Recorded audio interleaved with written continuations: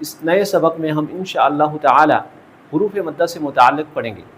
حروف مدہ تجوید اور ناظرہ میں ایک اہم قاعدے کی حیثیت رکھتا ہے۔ اس قاعدے کو سیکھنے کے بعد بہت ساری غلطیاں انشاءاللہ آپ حضرات کی دور ہو جائیں گی۔ تو گزارش ہے کہ ویڈیو کو آپ حضرات غور سے سماعت فرمائیں۔ سب سے پہلی بات یہ ہے کہ حروف مدہ کسے کہتے ہیں؟ تو حروف مدہ ایسے 3 حروف کو کہتے ہیں جن کو مخصوص حالات میں مخصوص مقدار میں کھینچ کر پڑھنا ضروری ہے۔ ایسے حروف 3 ہیں۔ نمبر 1 الف مدہ، نمبر 2 واو مدہ، نمبر 3 یا مدہ۔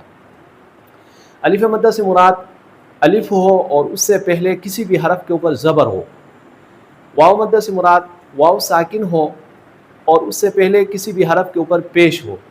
یا مدہ سے مراد یا ساکن ہو اور اس سے پہلے کسی بھی حرف کے نیچے زیر ہو۔ حروف مدہ کہنے کی وجہ یہ ہے کہ ان تینوں کو مخصوص حالات میں مخصوص صورتوں میں